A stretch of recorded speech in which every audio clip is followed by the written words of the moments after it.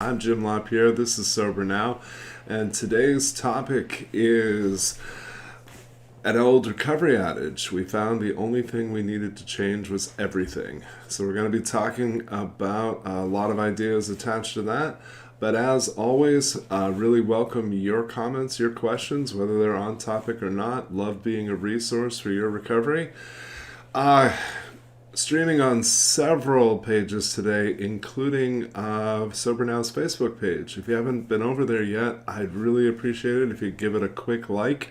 It'll get you notified about future live streams and other content that we put out. Just check that out real quick and hit me up with all of your questions, all of your experience, strength, and hope. And let's get into it. Okay, so the recovery adage, again, we found the only thing we needed to change is everything. And I caution folks in early recovery sometimes that it's not so much a literal statement because it seems really daunting and overwhelming to consider changing absolutely everything in our lives. But what we're really doing is learning how to live one day at a time, learning how to stay in the here and now, and we're approaching change as this incremental process. And it's important to really focus on manageability and sustainability as we go through that process.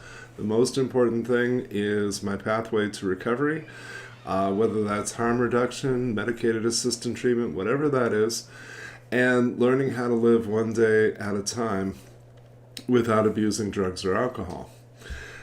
The old adage is really in play here, which is that it's all in how you look at it. And so perspective, being able to maintain a healthy perspective and get it back when we've lost it, are vitally important pieces of early recovery.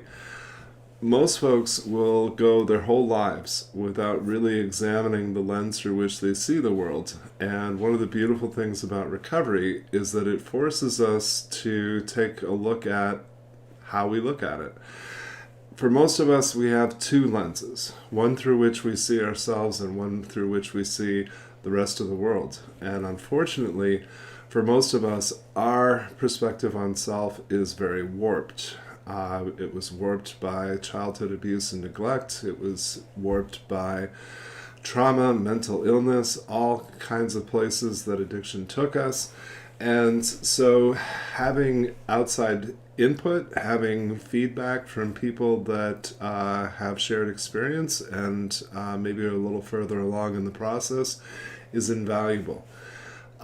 Being stuck in my own head, having blind spots, anxiety, fear, all the things that are part and parcel to early recovery, all of these limit our perspective, and so the need for some outside support there is huge. Changing everything really means transforming your life. Building a life that's so good you wouldn't want to ruin it with substances or high-risk behavior. And I love the metaphor of the phoenix, of rising out of the ashes, of building a new foundation and a new life out of what was rock bottom. Transformation is inherently spiritual. It's, if we think about it as a process of connection, connecting to kindred spirits, connecting to people who are further along the path. Ultimately, we're connecting to ourselves and being able to tolerate being present with self, being able to tolerate and cope with a full range of emotion, and ideally connecting to a higher power along the way. Building a new life then requires a willingness to be taught. It requires a willingness to tolerate discomfort. Healing and growth are inherently uncomfortable. We have to tolerate a lot of things that we avoided in the past. Things like new friendships, things like facing social anxiety, things like allowing ourselves to meaningfully allow others to serve us. A lot of us, I think, tend to be very willing to serve others, but we ourselves are not willing to be served. So this is a fundamental shift in how we live our lives day by day. We're moving away from hustle, away from manipulation, all of the begging, borrowing, and stealing that was part of active addiction, and moving towards something that's a lot more manageable, something that is a lot healthier, and ideally, we're going to afford ourselves some grace in the pursuit of this. The expression that my friends in AA have, which is that this is a program of patience and tolerance, I love everything about that. But I also remind folks that the real challenge is to be patient with ourselves. The real struggle is to move away from all of these ideas we have about being in a hurry and making up for lost time. We have to have some degree of compassion for ourselves, and we have to be allowing others to empathize with us. Recovery, of course, is a long-term proposition. It's a lifelong process. One of the very best addiction counselors I ever worked with used to say routinely to folks that there's a progression that she notices, which is that the first year, the thing that we're most aware of is how much change we experience physically. Just getting 30 days clean and sober, you notice that folks look much healthier. They feel better, they have more energy, they're not sick as often, they're not fatigued. She would explain that the second year is mental. We notice a lot of difference in how we think things through. Our thinking is less circular, more goal-oriented, and we're able to focus and attend to goals. Third year, really heightened awareness of emotion. Of course, in the earliest days of addiction, I love the expression that the good thing about being sober is you feel more, and the bad thing about being sober is that you feel more. As we continue through the course of recovery, we come to do the opposite of what we used to do. What we used to do was avoid most emotions, repress them, stuff them, and as we continue in recovery, we learn effective strategies to identify what we feel and be able to cope with it, be able to express it, and be able to identify what are the needs that are driving this. And then my friend would say the fourth year is when we tend to see a lot of focus and growth in spirituality. And that can be a product of doing step work. It can be a product of just having a really great support system. And this is the point where folks usually are talking to me about finding their passion, finding their purpose in life, finding the plan that their higher power has for them. And I like to just point out to folks that when we talk about those things, we almost always speak of them in a singular fashion. So like one plan or one passion or one purpose. And I'm a bit of a hedonist. I don't want one. I want a dozen, 100 if I can. And what I've discovered is that my higher power doesn't just have one path for me to walk or one plan for me to pursue. My higher power has a plan for me every day. And my favorite thing about my higher power is that no matter how many times I screw it up, the plans are adjusted, I'm given another opportunity, and there's more and more opportunities for growth. I think sometimes folks are disillusioned or disappointed to find out that getting sober didn't make everything better. And of course, that's not what sobriety does. It doesn't necessarily make anything better. It keeps things from getting worse. But the way that I've come to think about it in recent years is sobriety creates possibilities and recovery fulfills those possibilities. I think, we tend to complicate this pursuit. We tend to want to get there. We have this image in our mind of what success looks like, and we too often are bulls in a china shop. We're just going to plow ahead, and we're just going to focus on achieving and making amends and fixing things. And ideally, we're going to move our focus away from not just what are we doing, but also to who am I becoming. Again, manageability and sustainability are such key parts of recovery, and specifically because coming to a place of feeling safe and experiencing safety is such a vital part of everything that is the foundation of recovery. Learning to feel safe in my own skin, learning to feel safe inside my own mind, in my home and progressively outward into the community. And my experience is the more I connect with folks that are on similar journeys, it provides me so much more than just support or just encouragement or just reassurance. It offers me the opportunity to be understood. And when I go out into the world and encounter mainstream folks, I don't really experience feeling understood. I'm very passionate and I'm very much a person who's interested in growth and change and becoming, and so the superficial and the mundane really hold no interest for me. So the more I'm hanging out with people who are pursuing a better life, that exponentially increases the quality and the health of my life. So safety, of course, means not putting myself in situations that are dangerous, not being around substances, not being around people who use, and I suppose the hardest one is not being around toxic people. In the course of active addiction, or even when we're sober but still lost in trauma, mental illness, any of the self-destructive things that people like me do to ourselves, sometimes we fail to identify that folks are toxic, or we're just not willing to see who they really are. This is especially true of our families of origin. These are true of people that we grew up with, maybe people that we used with. And so coming to a place where we have to remove people from our lives is really uncomfortable, but often very, very necessary. So safety means that I'm promoting mindfulness, I'm paying attention to me, I'm choosing what's healthy for me. It's not safe for me to continue to stuff my emotions and accumulate baggage. It's not safe for me to be a control freak, which is typically our number one character defect. If we don't feel like we're in control of everything, we feel like we're out of control of ourselves.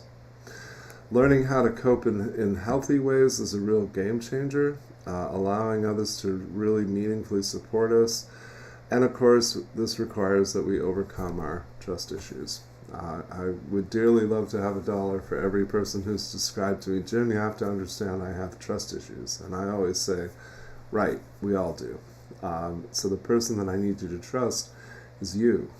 I don't ask others to trust me, particularly when I'm working as outside support. My hope is that progressively we come to trust ourselves. And how do you do that? Well, you practice what the big book of AA refers to as rigorous honesty. And I always say to my clients, if you find something worth lying to yourself about, I need you to let me know, because I'm pretty sure anything that I lie to myself about will undermine my ability to trust myself holistically, and so it's just obviously never worth it. The challenge, though, is if we don't trust ourselves, how do we know that we're being honest with ourselves? And that's where accountability and getting some outside feedback is really vital.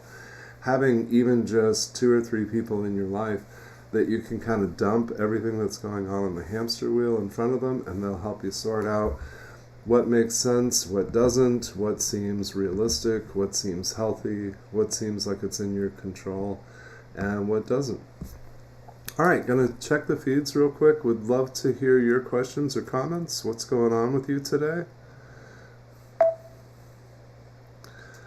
And a few other, okay. Quiet so far today, but if you're watching the video long after the fact, please drop me a like and a comment. Let me know what's going on with you. I've always loved the recovery expression that time takes time, and this is actually a reference to the 12 steps. It's one more place where folks oftentimes are in a hurry to make a bunch of headway and plow through things, and of course that never ever works. There's no really defined timetable for how long should it take to do the steps, but when we reference time takes time, it's an acronym. It stands for this I must earn, this I must endure, and this I may enjoy. So this I must earn is steps 1 through 3. This I must endure is steps 4 through 9, and this I may enjoy is 10, 11, and 12.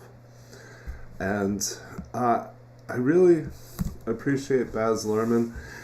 He said that the race is long, and in the end, it's only with yourself. So if you find yourself being impatient with yourself, if you find yourself really rushing through any type of process, catch that. Slow yourself down.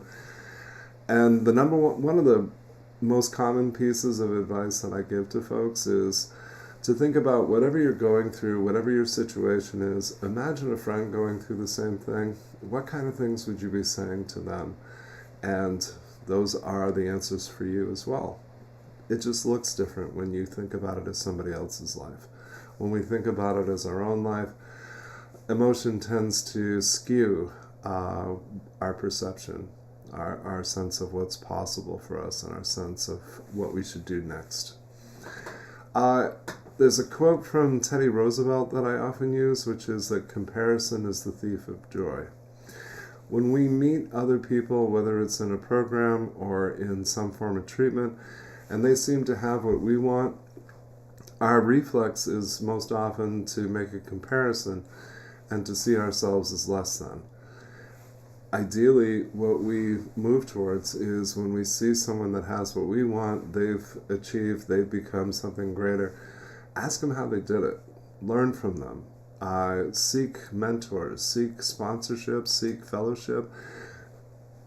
Of course, we all know that the only way to keep it is to give it away. And it's an opportunity. When we're willing to reach out and ask for what we need, we give folks the chance to have something really meaningful and beautiful come out of their pain and their experience.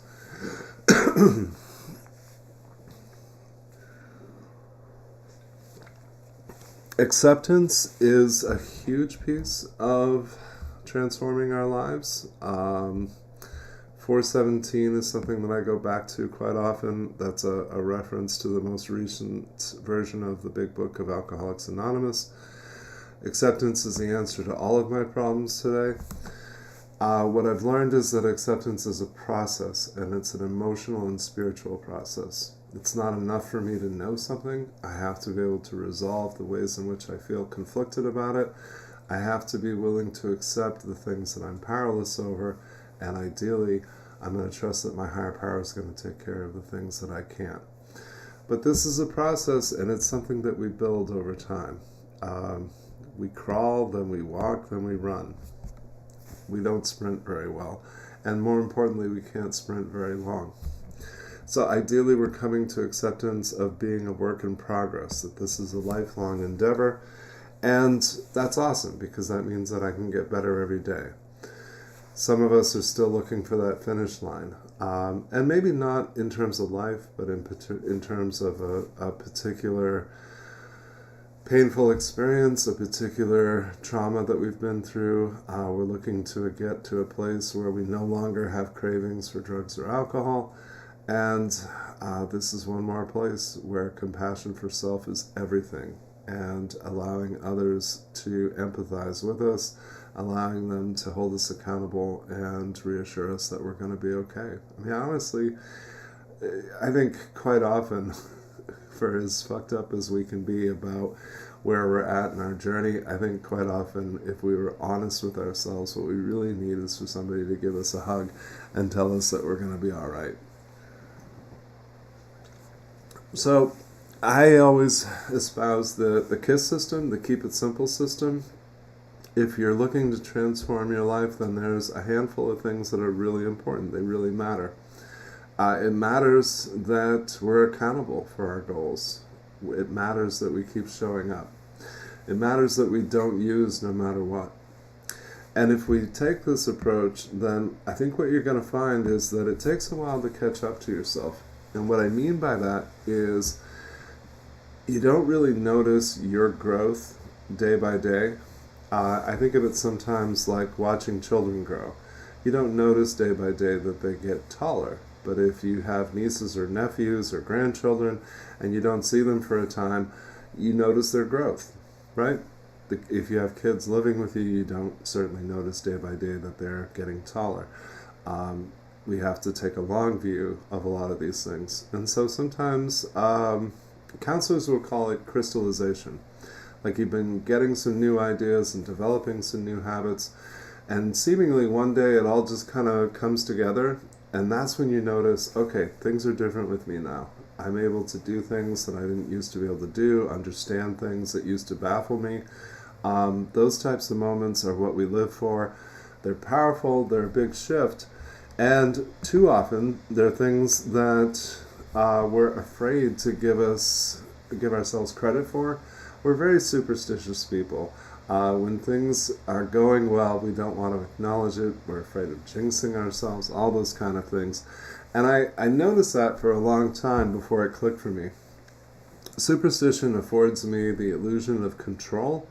And ideally what I'm doing instead is growing spiritually, which is not seeking control, but rather allowing my higher power to run the show. Shirley, thank you for writing in. I'm glad that this stream has been helpful to you. Working on quitting smoking is a huge goal. Congratulations on that. One more place to be really super patient with yourselves. I really am cheering for anybody who's moving towards greater health. We all know that quitting smoking is especially hard to do. I'm guilty of it myself. It's one of my remaining vices. I encourage folks to explore all of your options. For some of us, a patch works. For some of us, nicotine gum works. I've known a lot of folks for whom Wellbutrin works really well. And I think what's most important when we're going to quit anything, make a conscious choice about what you're going to replace it with. It's very common, for example, that when people quit smoking, they gain weight. Now, there's not a conscious decision that I'm going to eat more because I'm depriving myself of cigarettes, but that decision is subconscious. And so we're looking to fill that emptiness, we're looking to fill what's missing, and too often those choices are unhealthy. So I say this is one more place to give yourself a ton of compassion. And I would say if you've reduced your smoking, that's awesome. If you've gone even a few hours at a time without smoking, that's huge. Congratulations, that's a big deal. So I'm always preaching mindfulness. I want to encourage folks to just be more aware of self, check in with self. Those things are really vital because whatever you're not paying attention to, by definition, is something that you can't change. Right? So if there's something in your life that you want to be different, we have to maintain awareness of it. We have to notice all of the things that we do subconsciously and reflexively. We have to move away from reacting and towards responding. This is no small undertaking. So as our perspective shifts, I think we get to have a lot of experiences that are absolutely life-changing. And some of them are really simple. Just being able to accept compliments, praise, recognition, affirmation, validation, those are basic human needs, but we tend to treat them like they're things that we shouldn't need or shouldn't maybe even want. The idea of having independence and being able to do everything by ourselves is this horrible American value that was instilled in so much of us. And if you're anything like me, you need all the help you can get. You need supportive people in your life. You need accountability. You need both encouragement and reassurance. So the more we do that, the more this allows us to live based on our values, based on our beliefs and our priorities. We're moving away from compulsive behavior, away from obsession, and moving towards better relationships, better opportunities holistically, in our families, in our careers, in all places. But as we grow and become more self-aware, we're also going to notice a lot of the things that we use drugs and alcohol to cover up, and especially we're going to notice our insecurities and our inhibitions.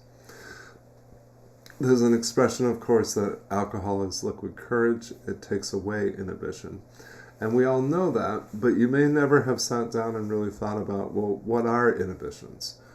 Inhibitions are primarily fears, but they're self-limiting behaviors. And the example I always use is karaoke. Like, most folks are afraid to get up in public and speak, much less sing. So I'm pretty sure that there's nothing in a margarita that makes somebody want to get up on stage and sing. Like, they already wanted to. But alcohol takes away the inhibition of, I can't do that, I'll be embarrassed, I'm socially anxious, whatever it is. So I say to folks, if you can do it drunk, then you can do it sober.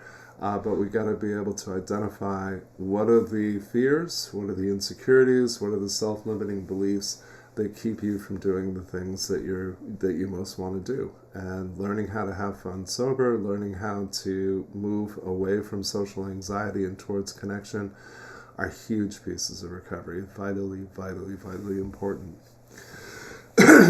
As we identify these character defects, as we identify these fears and insecurities, we move ever closer to self-acceptance. And maybe we get to a place where we like ourselves. I'm not somebody that really espouses the idea of self-love. I think that's really only an ideal. I don't know that most of us ever fully get there. I say make a daily practice of self-respect and fairness. And if you do that, then there's going to be greater and greater opportunities to develop a stronger appreciation for self and ultimately greater self-acceptance. We all want to be accepted. We all want to be a part of. But when we deny ourselves self-acceptance, that is a huge contributing factor to why we stay apart from. Recovery is very liberating, and as we go, we find this newfound freedom that folks talk about in the literature. But the simple truth is that freedom is scary. We don't necessarily trust ourselves with it, and even when things are going really well, we catch ourselves waiting for that next shoe to drop, right? That's the anxiety that's so much a part and parcel of change, and that's a big part of our conditioning. We associate change as bad, even when it's good. We struggle with any type of transition, and recovery is a lifetime of ongoing transition. So it makes sense to me that it's hard. It makes sense to me that we're overcoming not just one disease, but oftentimes several. And ideally, what we're going to do going forward is make investments in ourselves, in our health and well-being, allow others to invest in us, and the more that we do that, the more we have to offer the world, and the more that we can pay it forward and really see the benefits of recovery in every form. I'm going to wrap up with an adage of an age-old question, which is, how do you eat an elephant? And the answer is one bite at a time. For a lot of us in recovery, I think we'd try to eat it all in one bite, but so too we have to break our lives down into small pieces and focus on one objective, one task at a time. Again, giving yourself that compassion and allowing others to really invest in you. If you haven't already read it, there's a very popular children's book that's really germane to recovery. It's called The Velveteen Rabbit, and it talks about, the theme of the book is becoming real, and in the story we have a collection of stuffed animals and toys that progressively become real. In recovery, we progressively become the person that, maybe the person we needed as a child. Maybe we become someone that we see as worthy, as deserving of a life second to none. But whatever it is, we need to make those connections. And I would love to have you connect with me. The easiest way to do that is jim@sobernow.com. Shoot me an email with questions that you have, things that you're struggling with. I would love to hear about those, and would love to hear about topics that you'd like to see covered in future live streams. Check out Sober Now's YouTube channel. About 130 odd videos there now on different aspects of recovery, completely free. Check it out and hit the subscribe button so you can get notice of other content that we put up. And finally, please, please, please check out sobernow.com. Our website, we've moved to a subscription service, so we are more affordable than we've ever been. For under $15 a month, you get access to a 28-day home study program, one for folks who are seeking recovery from substance use disorder, and a second for folks who, like me, are affected others and have loved ones in active addiction. So, please take excellent care of yourself and each other, and I will look forward to talking